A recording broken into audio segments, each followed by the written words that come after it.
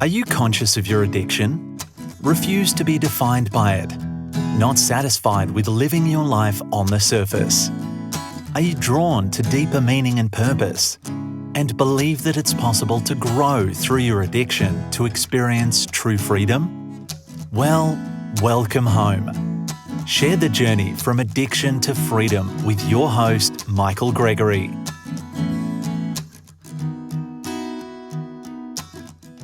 Welcome back to another episode of Addiction to Freedom. Today I have a very special guest, a very lovely lady, Katherine Woodward Thomas. She is a psychotherapist. She's a teacher, a coach, and a mentor to many, particularly around the conscious. She's actually coined the term conscious uncoupling, and also has a revised book, Calling in the One. And we had just a really, really lovely conversation, mostly about the process of learning to love. And I really think you'll get a lot out of this. So I really encourage you to listen to the end. And I'll certainly be doing that again. So enjoy the interview. So, I've really been looking forward to meeting with you, Katherine. It's taken us a little while to actually get here. Few hiccups along the way, mostly on my side. But and I know you're very, very busy, so thank you for taking time out to talk to me and also anyone who's going to watch this or hear our conversation. So I really appreciate that. Of course, it's my joy. Really lovely to meet you. Lovely to meet you too. And I'm not sure how many people know. I think you're the lady who kind of coined the term conscious uncoupling. Is that right? That is right. Actually, it was my friend Kit in a conversation in my kitchen where Kit was talking about his unusual divorce from a wife who left him, who he still just loved and just decided to bless her because he loved her so much if she wanted out of the marriage. And as he was describing this unusual separation, he said it was a very conscious uncoupling. And I went, Wow. oh, I said to him immediately, oh, that's a book. We need to write about this. Yeah. So he said, do so with my blessings. And so I started working with it, and Gwyneth got wind of it and shot it into the lexicon, which truthfully, Michael, was such a meaningful moment to me because I came from a very ugly divorce, my parents, when I was quite young. And I think the legacy of the toxic residue from that stayed with me in my early adulthood and showed up as really unfulfilling, very painful relational dynamics. And so the ability to kind of, on a personal level, just harvest all that pain and what I call spin straw into gold, Yeah. to be able to make a beautiful offering to the world. The next day after Gwyneth mentioned it, or posted it on her website and the press went crazy, it was already in the dictionary as redefining divorce in the 21st century. So that was definitely a pinnacle moment for me, where I thought, because I think that's what we're all really striving to do, is to take everything ugly, hurtful, disappointing, crushing, and transform it into golden offerings of goodness, love, and beauty, truth. So when we get there, it kind of repositions all of our personal pain and gives it a purpose that we can live with and then even be grateful for what we went through. Absolutely. Absolutely. Yeah. If we can look at the times where we've struggled and had pain and challenge, often that's taken us outside of what we know into things that we never would have understood and become more richer and more complete. If we can, what I call hit our markers, What do you mean by choose love. I mean, choose love. that? Uh-huh. We can get stuck if we go into victimization, resentment, blame, shame, which, by the way, is very, very easy to do because if we feel angry that someone violated our boundaries, chances are they did. So it's not like it didn't happen. But if we kind of root down and stop there, we're going to be in trouble. So I think a lot of us get stuck in the quicksand and we don't hit our markers, and then our pain never really makes sense to us because we never quite get to the other side and see its purpose. Yeah, yeah. Like you said, it becomes a kind of a residue. It kind of gets encrusted on and prevents us from actually shining. And what it does is it actually gets us stuck in patterns, Mm. kind of underachieving or staying in our addictions, just relapsing back into addictions over and over, or never really thriving in the way that we feel hungry to do, as though almost like you're living a phantom life and your real life is somewhere out there and you can't quite get to it because the gap is so big.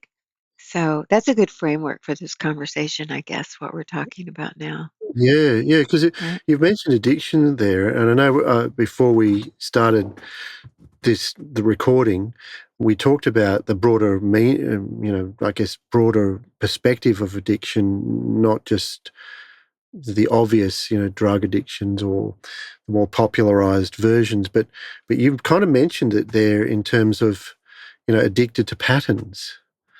Joe Dispenza has a book, and I love the name of this book, Breaking the Habit of Being Yourself. Yes, yes, Right?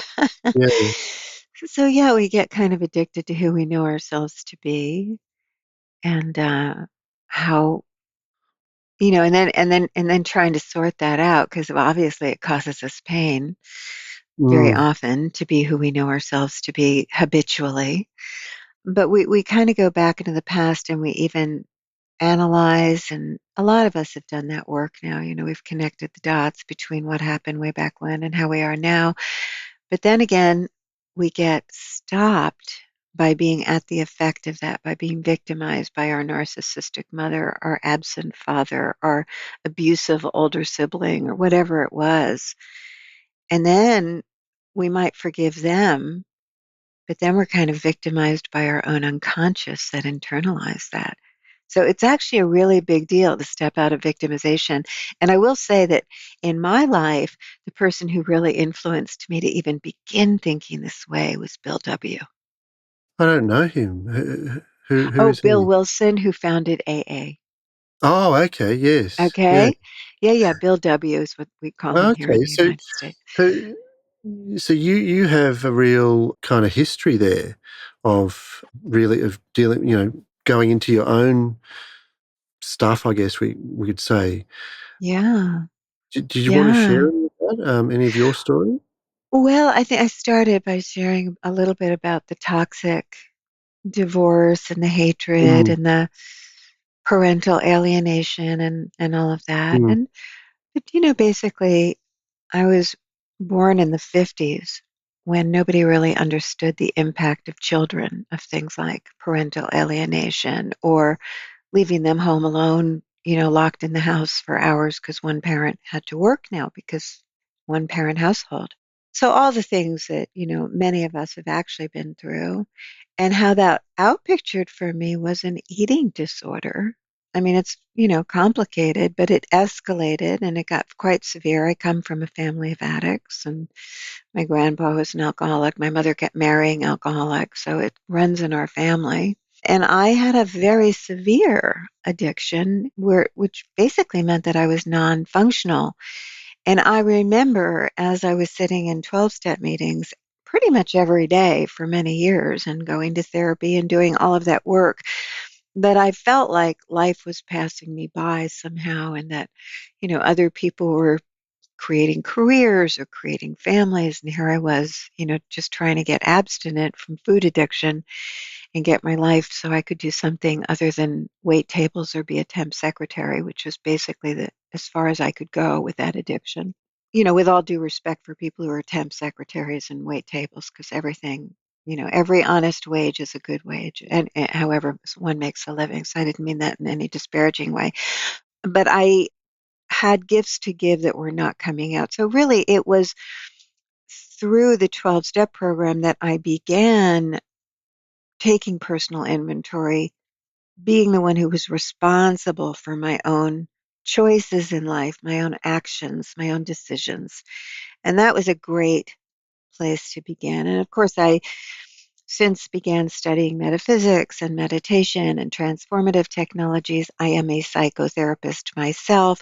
So I have a very well rounded kind of integral perspective on healing. And frankly, it wasn't until I was in my mid 40s or my early 40s, and I'm in my 60s now, just to give you a time frame of my story here. But in my early 40s, where I'd had all these toxic relationships, and I was finally discovering the power of standing for a future, not just analyzing the past, but standing for a future that probably is not going to happen unless you really put your stake in the ground and start up leveling your game to realize that future. Much like if, somebody has to make the decision, I will win the Olympic gold medal. And you can imagine how that repositions who they're being now in the present, that they're going to start to strive to something. So I was a member of this group, and I set an intention to be engaged by my 42nd birthday. That was 8 months out, no prospects for a husband. It was kind of an unreasonable intention, to put it nicely. But I was with people who really understood this principle of living into the possible self of your future instead of just analyzing how you became who you are now, and waking yourself up to how much power we're holding to begin developing ourselves, to begin shedding away anything that's inconsistent with that, and growing in the ways that one would need to in order to manifest and sustain that future. So that was the beginning of calling in the one, Ah, right. right? So That this was was actually how it before started. conscious uncoupling. Yes, it was. I mean, in a perfect world, we consciously uncouple and then we can call in the one. But it's not how Mm, most of us do it. We usually have a mm, relationship and then we learn our lessons the hard way. And then if we do that well, we have a mm. healthier relationship that's really set up to win on the other side. If we don't do it well, we're in danger of not just repeating old dynamics, but probably I mean, statistically, it's interesting because in the States anyway, almost 50% of first marriages end in divorce, but over 60% of second marriages end in divorce, and over 70% of third marriages end in divorce. So I think that's because if we don't change, we kind of know that we'll survive a divorce. So maybe we're faster to go there. Maybe we kind of know that we're not going to die from this. And I think, in our postmodern world, we've all really up-leveled our expectations of having a great life in our 70s, our 80s, our 90s. We're stretching into our 90s, that we could have love and romance and even sex. So we don't give up so easily. Yeah, but that's kind of a little bit shocking in a way that the second and third marriages have a higher divorce rate. It means that en masse people aren't actually learning from their previous marriages. I think that's true. I Or think they're that's just true. staying stagnant and I then have a just like, philosophy okay, on it. do you? Yeah, I do. So the Okay. philosophy is this, that inside the happily ever after myth, which is really what we're holding ourselves and each other accountable to. It's the gold standard of relationship, which, by the way, was only created 400 years ago when the lifespan was less than 40. Yeah. And it was created amongst people who were actually didn't have many options in life. There was no real mobility, and they really had no means. They were kind of an impoverished people in general. So this was kind of created as an escapist fantasy, really. And it went throughout the culture quite quickly because it's such a feel good experience. It just hits the sweet spot, right? So it was kind of the Netflix of the day, is what I'm saying. So, or the masterpiece theater. Let's say masterpiece theater, since you're in England. But it's become kind of what we hold ourselves accountable to. So anything other than that, anytime anyone breaks up before somebody dies, we really just drop into this was a failure. and Mm, we drop into shame and we go mm, into blame and we get mm, stuck in the blame. mm, Also, our brains and our bodies are hardwired to stay together, which made sense 1,000 years ago, because if you wandered away from your tribe, you probably would die, but we still mm, feel like we're going to die. Our body is flooded with hormones, fight or flight. mm, We mm, easily go to war. We easily create circumstances that kind of get us stuck in incompletion, in the hell of incompletion with all this residue of resentment. And it's very traumatic. So people are left ruminating and obsessing, and that's the cyber stalking that someone's doing. That's the hoping and wishing for years that they're going to come to their senses and come back. Or it's just the soulmate to soul hate. You're telling that person off in your head 5 years later as you're driving down the road. So we're not necessarily, we don't know the art of conscious completion. In other words, how do we do this well? We've never been here before where our lifespan is doubled even in the last 100 years. I mean, maybe COVID impacted that. I think we're a little bit set back from that now. But the truth is that we live in a really different world right now. And statistically, the majority of us are slated to have 2 to 3 very significant relationships in our lifetime. And it's really time that we learned how to do this better. Time does not heal a broken heart, just like time doesn't heal a broken leg. exactly, because I've experienced this myself where the kind of trauma or from a previous relationship that can kind of get buried and you think you're okay can then start playing out in a new relationship, even though you actually thought that you'd really come to terms with that and you had no resentment, you really, kind of were in a good place and with the other person and yourself. But in really left field ways, reactions can occur because the subconscious has gone in and catalogued these signs of possible danger, and then reactivity starts. And and then if it's usually plugged into the other person also has a similar complementary reaction going on, and then suddenly that wonderful blissful state starts to kind of get really disordered and without any real explanation, and until until some real understanding of that started in here. Well, what begins to really break it up is, well, first of all, I've started with always start with the future. Start where you're going, not with your past.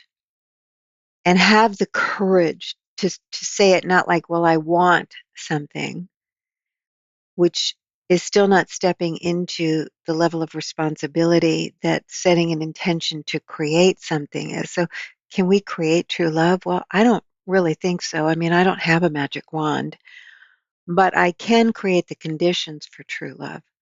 I can take responsibility for all of the parts of me that are actually ambivalent or unhealthy or working against myself covertly or just kind of naive with a lack of skill. Like I'll just, do things that kind of sabotage relationship before they even begin in a way because I just don't know.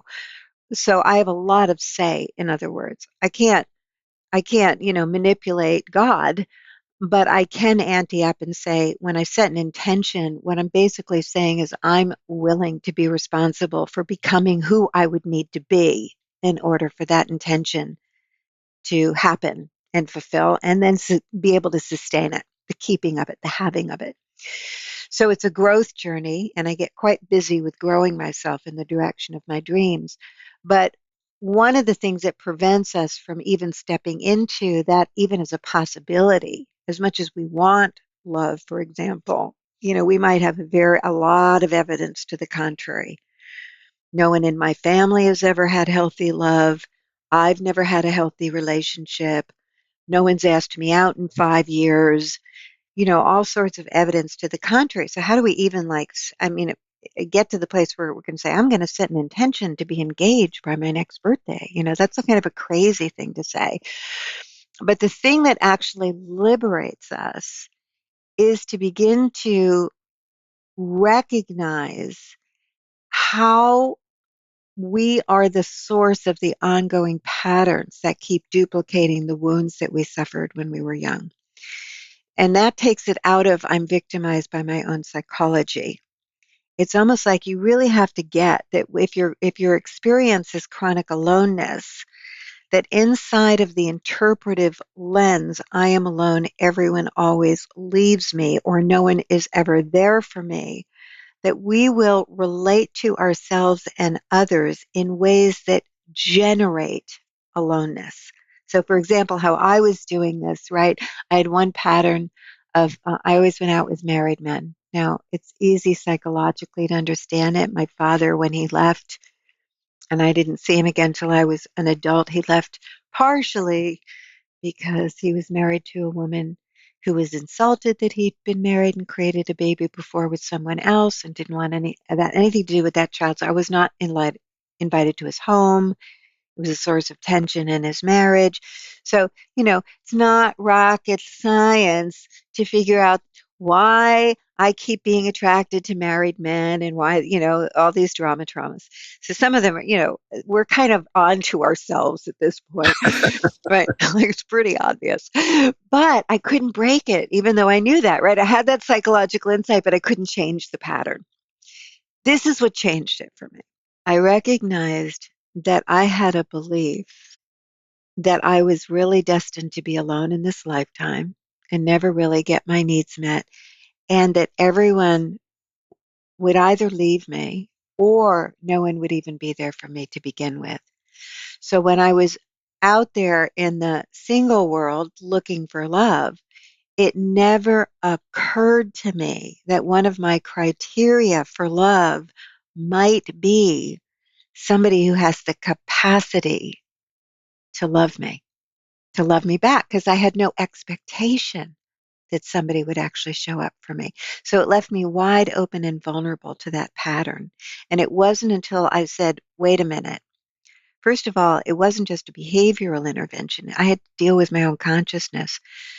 The part of me that was, inside the I'm alone story, maybe she's 10. But here I am, a grown woman. And as a grown woman who's spiritually savvy and connected and psychologically sophisticated, I can really own that I was not born to be alone and that I have the power to grow myself capable of happy, healthy love. Right? So that's the truth. And then from there, I say, and one of the things I need to now grow is the healthy expectation that somebody is capable of really being there for me before I open my heart or invite someone into my bed. So, in many ways, we're all kind of a little remedial with the places where we've been wounded. But once I understand that, now I'm hopeful. Oh, now I know the roadmap. Oh, maybe I really could do this. And that's what I mean. We want to start being oriented to who would I need to be in order to be engaged. And you'd also be kind of, you'd be noticing whether or not the people you're meeting are actually there for you. Whereas in the past, perhaps that wasn't a Yeah. criteria, so it didn't matter whether No. they weren't there for you. So No, you as a matter of fact, it heightened my yearning when they weren't. yeah, Then it was a game. I had to get them. I had to right. convince them to leave, which of course was a horrible thing to want because look, look, it's a very immoral thing. We do, I think of myself as a moral person, but I think good people do not such good things sometimes. And I actually caused a lot of suffering, a lot to myself, but a lot to others as well. Yeah, yeah. But obviously, it's not something that you set out to do, but, as you don't know what you don't know. You're blind to what you don't know, and the consequences occur. But, the wonderful thing is obviously I can see from, just talking to you that you're growing light years beyond that, and that is a wonderful thing to see, Yeah. and it's very hopeful for anyone to see that. I remember when I was doing my own my own work, and that after a few years, I started to think, is there ever any end to this? And it's one of the reasons I started to kind of branch out and create my own methods, because I think that there's an assumption in the way that we're working that if I just go back and can heal the past enough, that I will suddenly have access to a different kind of present and a different kind of future. And I don't know that that's necessarily true.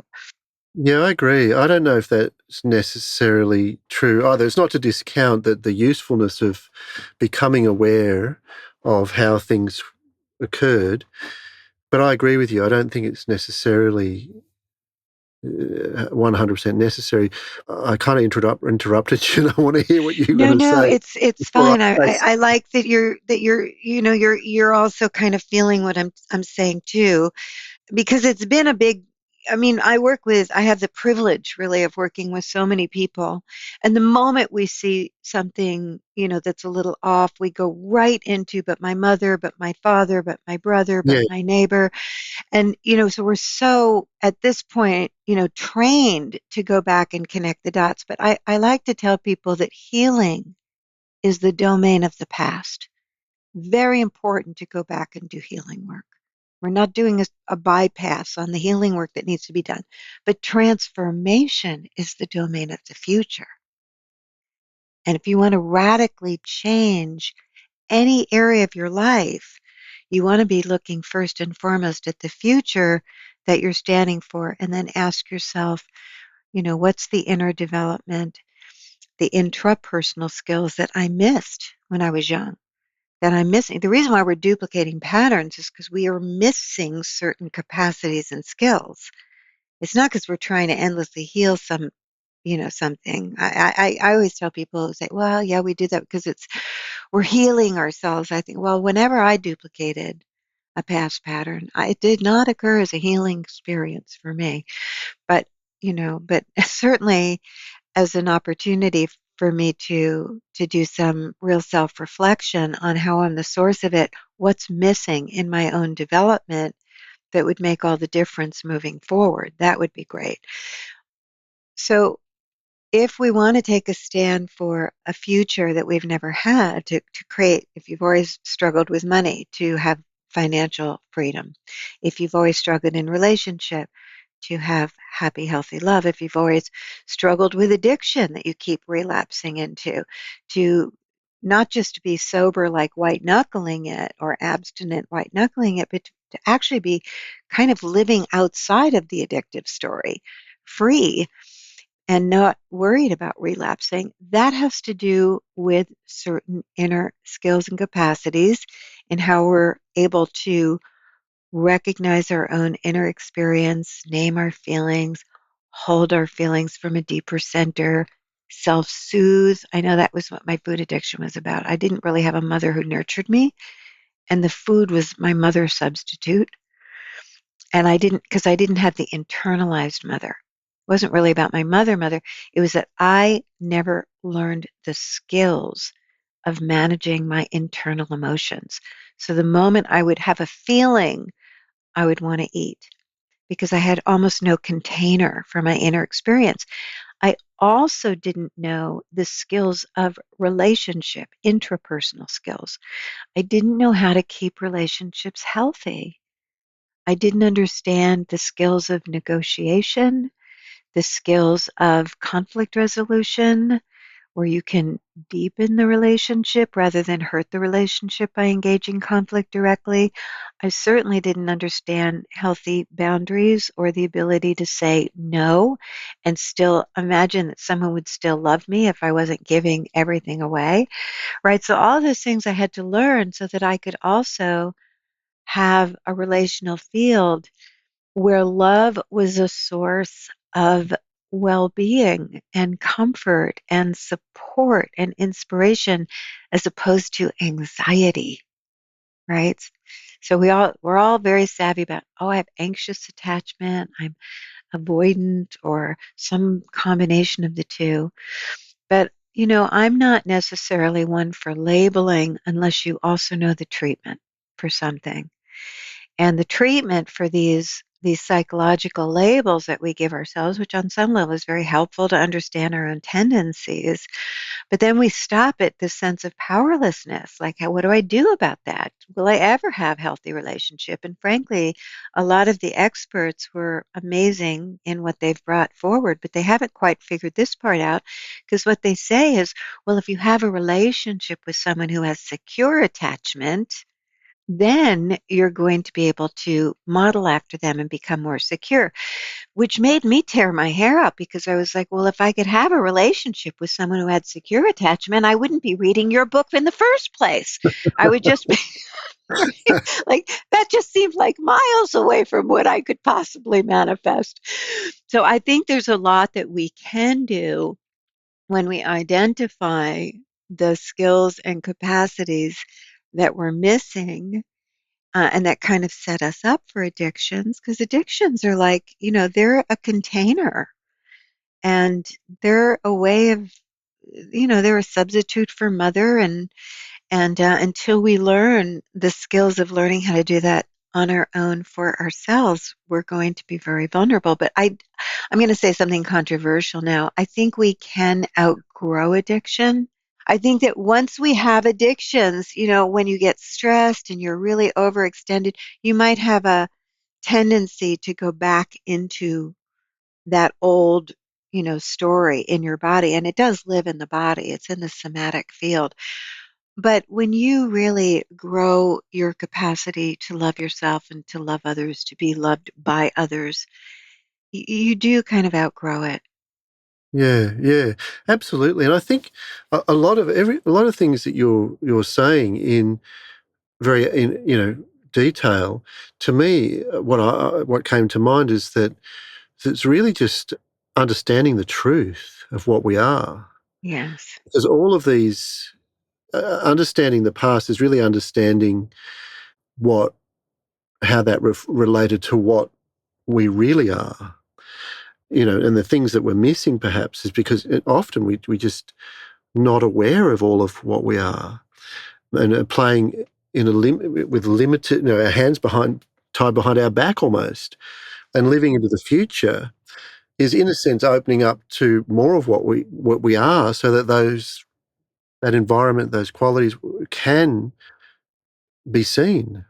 I was just going to say, because to similar to what we talked about before we even started, this all for me comes back to the idea of authentic love, or authentic loving, as almost synonymous with what we are.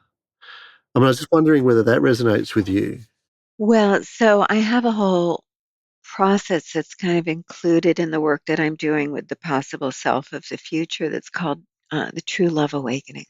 Sometimes I call it the true you awakening, because the old stories that actually get in the way, that when we get triggered, we kind of drop into a younger version of ourselves. We all kind of know this, and we react from there in ways that create a problem in our relationship, that limit our relationships and can be quite painful.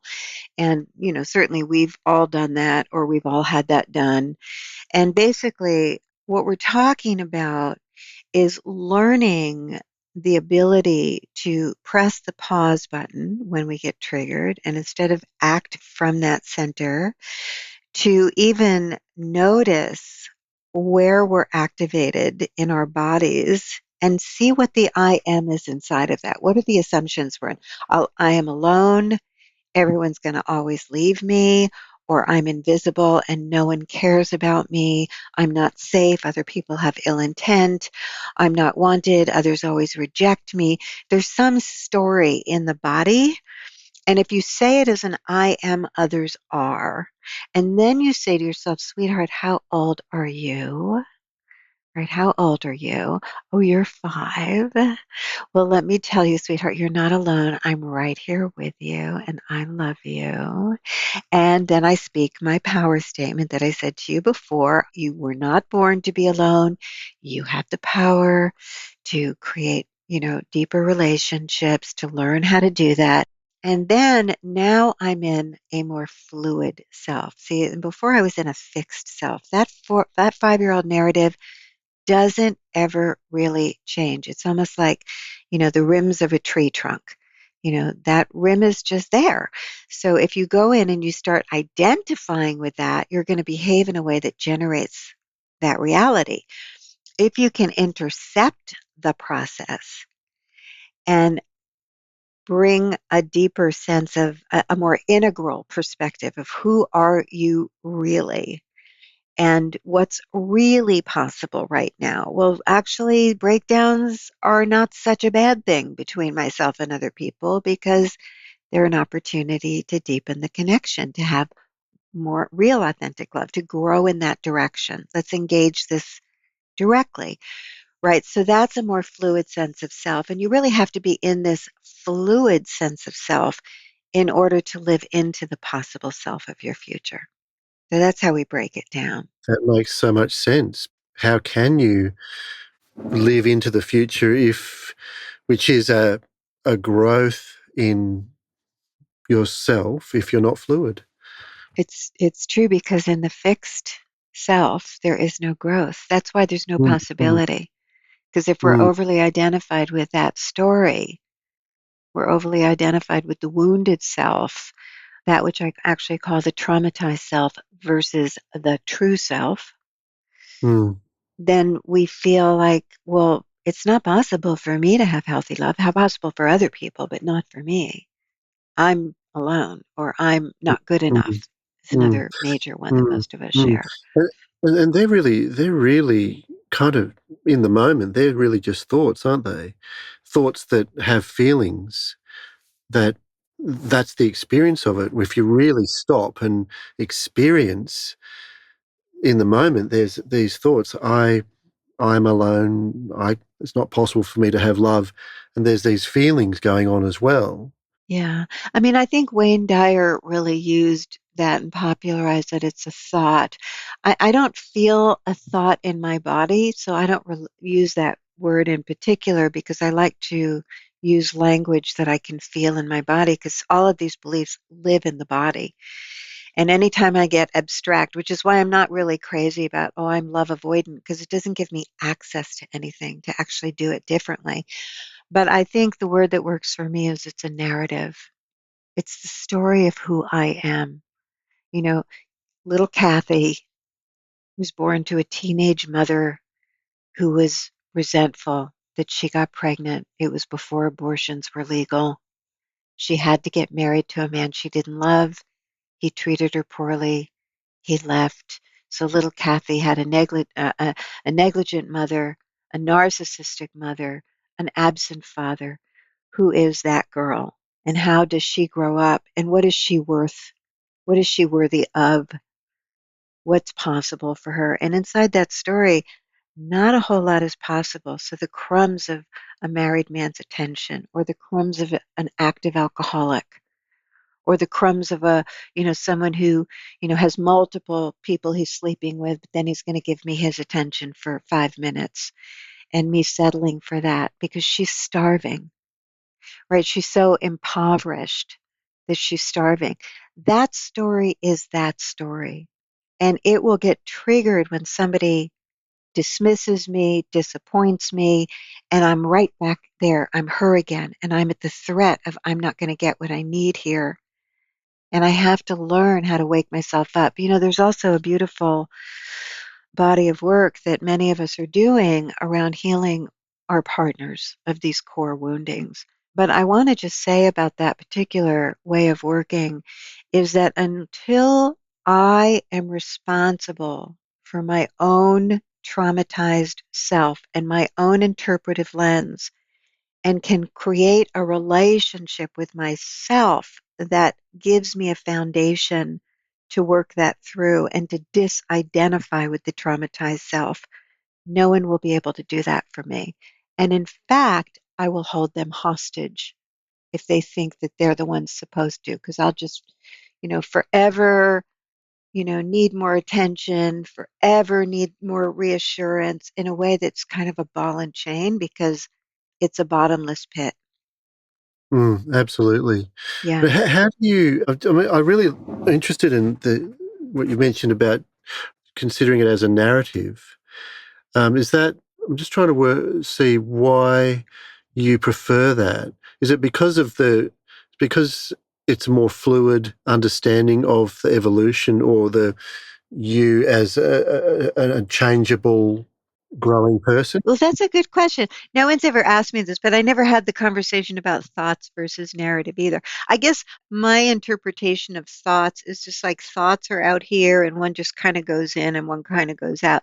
But truthfully, the narrative is quite specific to my experience and the story that I crafted about myself and my place in the world inside of my very young developing psyche and sense of self, right? So if these narratives are created when we're in the womb, when we're an infant, they're Mm. pre-verbal even. Yeah. They kind of Yeah. live as imprints, but they're stories that are quite specific to me and quite tenacious.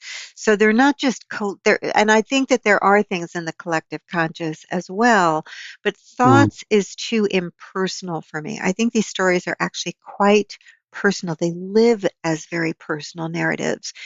And that's why I almost like the Joseph Campbell way of looking at it, like the heroine's journey. What was my gift to give as a soul? Why did I even incarnate? It comes into my whole sense of purpose for having chosen to be born. Like, very painful to live through that. And I'm, on some level, look, see, on some level, we're always going to be healing. When we weren't loved as children, or we weren't given the kind of safety, security, validation, holding that we really needed, we might always be healing that. You might have worked that through, with one of your parents. You might have forgiven them. You might have cried tears as adults together. But there's still the 4-year-old who was kind of standing on this front porch waiting, waiting, waiting for her father who never came. She's still in my body. And I have to learn how to hold her when she comes up and say to her, I've got you now. It's okay. I've got you. And you are worthy of someone showing up for you. It's a very multi-dimensional way of viewing yourself because there's the you, the adult you present now, Yeah. nurturing the 4-year-old you. I was just thinking how multidimensional that, and then there's many other aspects too, like you said, rings of a I will tree. tell you, I think one of the things that we psychotherapists are missing the mark on is that we are the ones doing all the holding and containing in the room instead of actively teaching our clients how to hold and contain their own inner experience. I imagine that that's really in the end. I mean, I was thinking about Jung's individuation. I don't know if that's something that you're interested in, but it seems to me that's the end goal of psychotherapy, that the patient does end up. In fact, I remember at the end of my psychotherapy when when she was, kind of saying this is coming to an end, and I was hanging on. But one of the things that she said was that when this does come to an end over the next few years, all of the things that she has been holding will come back into me. And that was just an idea at the time, but I experienced it to be very true. And so all of these aspects of just feeling more of myself, more together, more real, connected, all the things that we talked about over those years all seem to, coalesce back into me.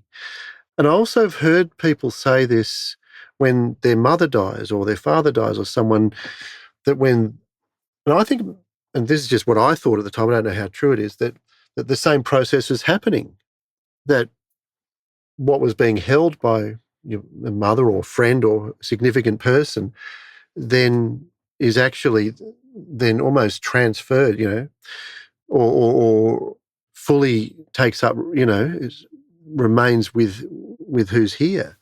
What do you think about that? Well, I like that you're bringing this up. And I think I remember my therapist doing the same. And I had the same experience as you. where, yes, I did internalize that therapist and the wisdom. I think what I was referring to in the moment, so now I'm listening to what you're saying, I'm thinking, wow, how is that relevant to this, what I've been asserting? And I should maybe revisit this. But what I'm talking about is when I am disappointed or devastated. And I go to, a therapist who's then working this through with me, and they're listening from a very deep center and counseling from a very deep center that begins to calm me down. There's a way that we can actually teach that skill. It's one of the things I teach people. And it's based on actually Stephen Gilligan's work in self-relations therapy. He's brilliant. I don't know if you know Stephen. He's Good. not a We've taken well-known, what's would have that? taken note. Oh, he's so wonderful. He's not a super well-known person. He's an extraordinary person. So the practice that I've developed, really influenced by Stephen and his work with self-relations, is the ability that when you get overwhelmed with emotions, when you're triggered, instead of, picking up the chocolate, the beer, or the phone to give someone a piece of your mind, whatever it is, instead of going right into action, you just take a deep breath and you say to yourself, sweetheart, what are you feeling? What are you feeling, Catherine? What are you feeling? I feel enraged. And then you mirror it back. I can see, sweetheart, that you're really enraged right now. What else are you feeling? So you're not fixing any feelings, but you're labeling them. You're holding them. And when you feel like you've named all of them, and usually, there's at least 6 to 8 happening. They don't even seem compatible. I'm really happy and really sad at the same time. You just be with yourself, and then you can switch into, and what do you need? What do you need, sweetheart? Right. So there's different places to go. You can go into, I can see that you need. You also can go into, what are you assuming is true that's informing your feelings and needs? Oh, I can see that you really are assuming that you'll always be alone, that no one will ever love you, or that you're assuming that just because he didn't call, he doesn't like you. Okay. We don't actually know what's happening. We certainly don't know how he feels. He's not expressing how he feels. Right. So then you start to contain yourself in that moment. And I think that that's a true life skill. And I really started relying on this with when I was training my conscious uncoupling coaches, because the clients that they're working with to bring people through the conscious uncoupling process, they're only sitting with that person maybe 1 hour a week. But that person's on a roller coaster, and that person's being hit with tidal waves every day, despair, hope, rage, confusion, fear, just one after the other. And it's not enough. They're not going to live with that person. It's not enough just once a week to be holding that person. So it's more like teaching this as a skill so that we can navigate life from the wisest parts of ourselves, from the truth of who we Fantastic. are. Yeah. Yeah. Yeah. Really, really important, I think, to be able to sit still when all of these feelings, thoughts, turmoil is going on. And it's different, Michael, than feeling your feelings. Uh-huh. It's different than feeling your feelings. It's holding and containing them. It's really it's based on Stephen's work. It's based on the studies done at UCLA called around affect labeling, which is a fancy word of just giving a name to your feelings. So they did this study where they were working with images on a computer screen, and basically they were monitoring people's heart rate and blood pressure and all sorts of somatic responses, and then they put up pictures of people who were experiencing very kind of negative things. So, someone who was horrified or terrified or enraged, and they're just, kind of monitoring people's somatic responses to this. The next set of pictures they had, though, were the very same images, but they had a word: horror, terror, rage, fear. And Picture with the word. the same picture with the Yeah. word that described it. And what they discovered is that when you put a word with the experience, the feeling, that we are much less reactive. So the symptoms were much, much less. So is So this that what you mean by holding? it is. Is So you're is kind of just holding it from the witness part of the self. People who meditate have a better handle on this initially because they understand that there's a part of them that's witnessing the breath, that's witnessing the stillness, that's witnessing their thoughts go through their mind, right? So that witness self is what we're working with, but we all have access to it, even those of us who've never meditated. And the way we differentiate from the self and the body is once you ask yourself, sweetheart, you address yourself, sweetheart, now you're in the witness self immediately. Sweetheart, what are you feeling? It's different than what am I feeling? It's a way of differentiating the witness from the part of you that's having that experience. And so that's what I mean by holding contain. If we're going to really break it down. yeah, I see. But it begins to de escalate the intensity of the negative feelings such that you can actually get back into the driver's seat. You're less reactive. You can get out of the amygdala part of the brain which wants to go right into action and bypass thought or consequences. This is when we, throw bleach on all his suits because we're so mad. You know, okay. So we really use this in conscious uncoupling a lot. I'm glad I missed out on that one. No one's ever going to want to do that to you, Michael. I can tell you that right now.